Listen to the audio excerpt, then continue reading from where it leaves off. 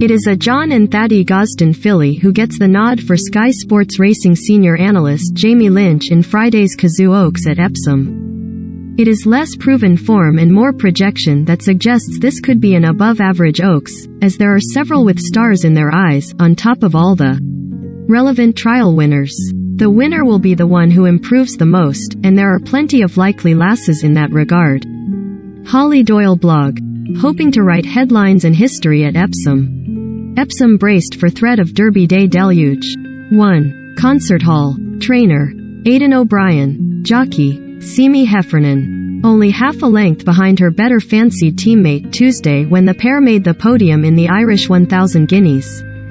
That trip was probably more of a home fixture for Tuesday, as Concert Hall had already won over 10 furlongs on her reappearance in a listed race that has worked out well.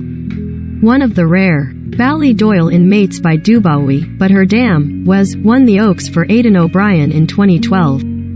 2. Emily Upjohn. John. Undefeated so far, her currency is more style than substance, but winning 3 races, including the Musadora, by an aggregate total of 15 1/4 lengths is the very height of style. Whatever the collective vulnerability of her victims hitherto, her time at York stands up fairly well against Desert Crown's Dante the following day on drier ground, and it's abundantly clear that she's a classy filly, one who's ready for the Oaks. She is also bred to relish the distance, by See the Stars and from the family of Hazarista, who was placed in the Irish and Yorkshire Oaks. The critical question for her is the track, as it's very different to what she has faced so far. A challenge for a filly as big, and as keen, as her. 3. Kawida. Ed Walker. Jim Crowley. Had with the moonlight behind her in winning a listed race at Newmarket last October, and picked up where she left off when beaten less than a length in a Group 3 at St. Cloud on her comeback. That is still some way shy of classic level, on a line through Place du Carousel, and a race like the Oaks is likely to be beyond her means, for ability if not for stamina, by Sir Percy.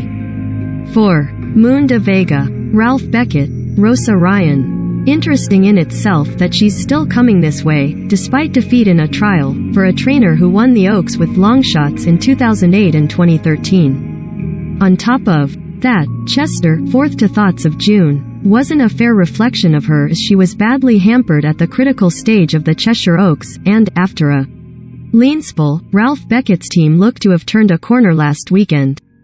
There are positive dots to be joined with her, for sure, but it's still a leap of faith to back her in an Oaks. 5. Nashwa. John. Her runs this year have been somewhat in the shadow of her stablemate, coming 24 hours and 72 hours respectively after Emily Upjohn had wowed the crowd, and but for that way might all be raving over Nashwa, whose successes have been striking to say the least. Rather than the sum of her parts, there's one part in particular that marks her out as a Group 1 filly, her surge in the hottest part of the race, almost needing to be seen to be believed at Newbury, where she went from last to first in double quick time, virtually on the bridle. There is clearly a lot of Frankel in her, which will help over the longer trip of Epsom, and she's equally as exciting as Emily Upjohn. 6. Rogue Millennium. Tom Clover. Jack Mitchell. Bought out of the Shadwell dispersal, she was 35,000 guineas to buy and almost as much to supplement her into the Oaks, but there's good reason for it. Having landed the trial at Lingfield only 2 weeks after her successful debut by Dubowie out of a Cumberland Lodge winner, she has come a long way in little time, and there's no saying how far she can go eventually, but neither the form nor the time of Lingfield suggests she's quite ready for an examination like the Oaks. Rogue Millennium, red, on Autisda, gets up late to win at Lingfield.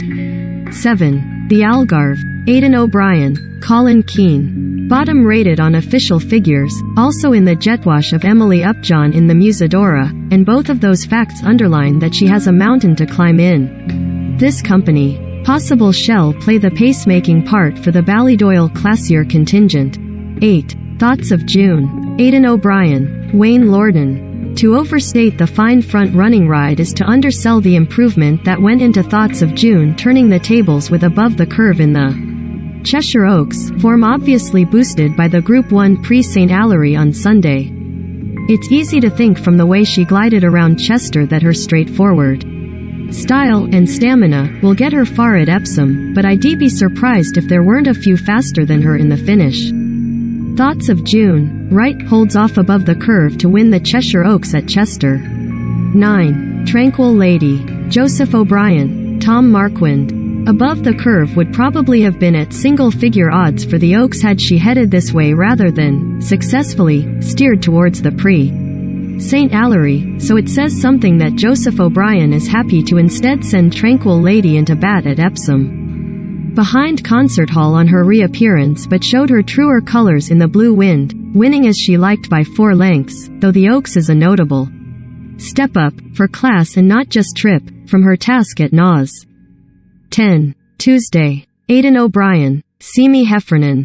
Sister to Oaks winner Minding, and minding her was the priority as a juvenile when she ran only once, short-headed by discoveries. In contrast, she's been set an intensive schedule this season, but rising to it, placed in the 1,000 guineas and Irish equivalent, second only to Homeless Queen, something I am unsure anything else in this field could have done. In most years a horse like Tuesday, with her profile, pedigree and personnel, would be favorite for the Oaks, especially as this trip could transform. Tuesday and Ryan Moore, Blue, win the Irish Stallion Farms EBF Fillies Maiden at Nas. 11. With the Moonlight, Charlie Appleby, William Buick.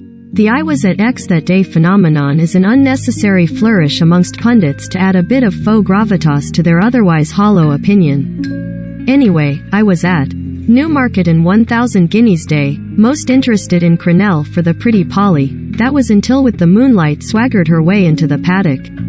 To say she looks the part is an understatement, also explaining how and why she looked a different proposition at Newmarket, compared to last year.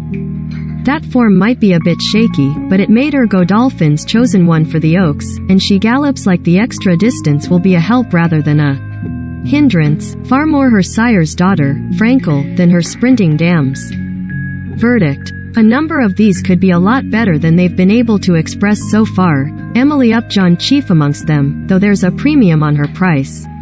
Relating to the margins she's been winning by, and it's not stretching it to say that Nashwa could and would have won the same 2 races had her and her stablemate swapped campaigns this year. Nashwa hasn't won her lesser races by so far, but the turn of foot she's shown in the process is striking to say the least, and it's a significant statement. Thought she's targeting Epsom after the French Oaks seemed to be the original plan.